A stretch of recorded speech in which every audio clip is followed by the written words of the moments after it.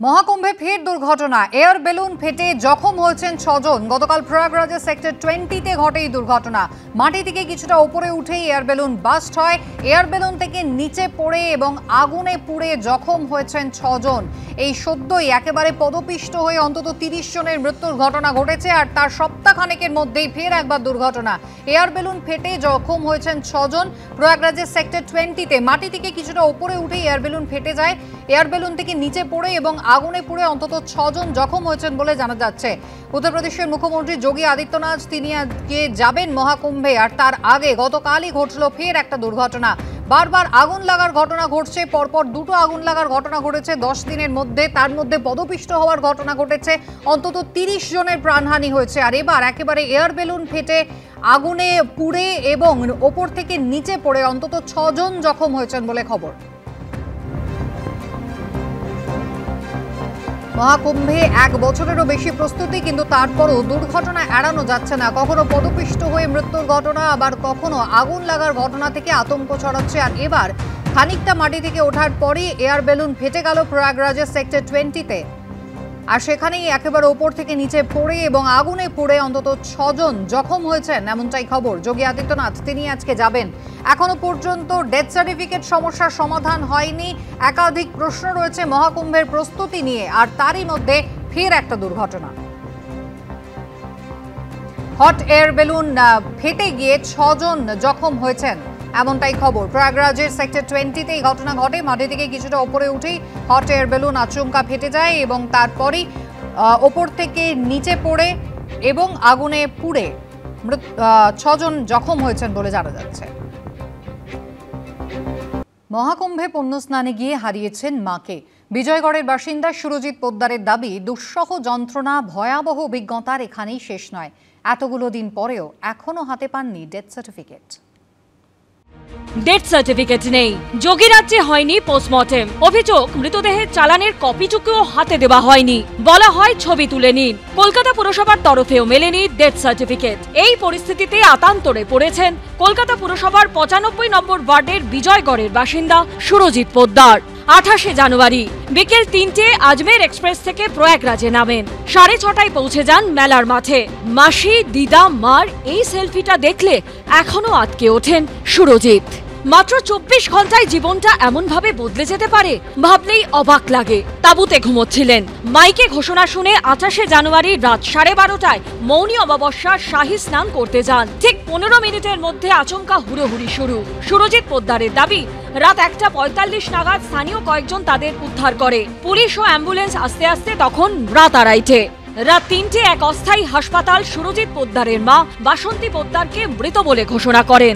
মহাকুম্ভে এসে এই দুঃসহ যন্ত্রণা অভিজ্ঞতার এখানেই শেষ হয়। সুরজিৎ পোদ্দারের দাবি, ভোর 5টা নাগাদ মতিলাল নেহেরু মেডিকেল কলেজে নিয়ে যাওয়া হয় বাসন্তী পোদ্দারের মৃতদেহ। সেখান থেকে দেওয়া হয় এই চালান। তাও চালানের কপিটুকুও হাতে দেওয়া হয়নি। অভিযোগ, বলা হয়েছিল ছবি তুলে নিতে। এতগুলো দিন পার হয়ে গেলেও এখনো পর্যন্ত সরকারিভাবে মার ডেথ সার্টিফিকেট পাননি তার ছেলে। কোনো ডকুমেন্ট ছিল না, একটা জাস্ট কপি দিয়েছিল ওখানকার কলেজের। ওই জাস্ট ছবি তুলে নিয়েছিলাম আমি একটা। সেই মা 29 তারিখ মারা গেছে, সেইটুখানি। সার্টিফিকেট বলছে 7-10 দিনের মধ্যে পাঠিয়ে দেবে, বললো থানাতে পাঠিয়ে দেবে, গলগুনি থানাতে। 30 জানুয়ারি মায়ের মৃতদেহ নিয়ে কলকাতায় পৌঁছন। এবার বাঙুর হাসপাতালে নিয়ে যাওয়া হলে তারা অস্বাভাবিক মৃত্যুর ঘটনা জানায় গল্ফ গ্রিন থানাকে। এরপর দেহ পাঠানো হয় কাঁটাপুকুর মর্গে। সেখানে ময়নাতদন্তের পর ডিসপোজাল অর্ডার দেওয়া হয়, যেখানে মৃত্যুস্থল হিসেবে উত্তরপ্রদেশের কুম্ভ মেলা লেখা হয়। 31 জানুয়ারি এই কাগজ কেওড়াতলা শ্মশানে জমা দিয়ে শেষকৃত্য করা হয়। মৃত বাসন্তী পোদ্দারের পরিবারের অভিযোগ, কেওড়াতলা শ্মশানে জন্ম মৃত্যু পোর্টালে মায়ের তথ্য আপলোড করতে গেলে মৃত্যুস্থল কুম্ভমেলা অথবা প্রয়াগরাজ সিস্টেমে নিচ্ছে না। ফলে সেখান থেকেও ডেথ সার্টিফিকেট পাননি তারা। এই পরিস্থিতিতে প্রয়াগরাজ থানার এক সাব ইন্সপেক্টর তাদের ফোন করে পোস্টমর্টেম রিপোর্ট পাঠাতে বলেছেন। কালকে 2 জন ফোন করেছিল। ওখানকার এসআই ফোন করেছিল, আসফেনি বলে একজন। আর ওখানকার যে কনস্টেবল আমাদের সাথে গাড়ি নিয়েছিল সেও নিয়ে গেছেন, বডি নিয়ে গেছেন। তার এগেনস্টে আপনি এখানে পিএম করা হয়েছে, পোস্টমর্টম করা হয়েছে, তার কপি চাইছিল। আমি তো বলছি ওনার দিয়ে কোনো ডকুমেন্ট দিন, আপনি তো ডেথ সার্টিফিকেট দেননি, কিছুই দেননি, বলে সব পেয়ে যাবে। মৃতদেহ যখন আসে তখন একটাই লেখা হয়, থানার থানাকে যে কমিউনিকেশনটা করা হয় সেখানে বলা হয় যে এরকম একটা এই ডেসক্রিপশনে একটা মৃতদেহ এসছে, অমুকজন নিয়ে এসছেন, মানে এসকর্ট যদি করে থাকেন কেউ কেউ, সেগুলোর ক্ষেত্রে বলে দেওয়া হয়, দিয়ে বলা হয় যে you take necessary action to ascertain the cause of death. সাধারণ মানুষের হেনস্থার কথা মেনে নিয়ে যোগী প্রশাসনের বিরুদ্ধে সুর চড়িয়েছেন মেয়র ফিরহাদ হাকিম। কাউকে ডেথ সার্টিফিকেট দেয়নি, এখানে আবার একবার করে পিএম করতে হচ্ছে, করে নিয়ে তবে ডিসি দিতে হচ্ছে। সৎকার করে আমরা যে ক্রিমিনেশন সার্টিফিকেটটা দিচ্ছি আফটার পিএম, এটা একটা বড় হ্যারাসমেন্ট। মানুষের সুপ্রিম কোর্টে যাওয়া উচিত যে কি হচ্ছে কি। কুম্ভ মেলার ঘটনা কার্যত বেআব্রু করে দিল কিভাবে ব্যবসা চলে এবং সমস্ত তথ্যকে ধামাচাপা দেওয়ার চেষ্টা হয়, তাকে বেআব্রু করে দিল। 40 কোটি মানুষের আহ্বান জানিয়ে 4 কোটি মানুষের ব্যবস্থাপনা নিয়ে একটা শর্টকাট চলছে এবং সেখানে প্রতিদিন আগুন লাগছে, স্ট্যাম্পেড হচ্ছে, মারা যাচ্ছে।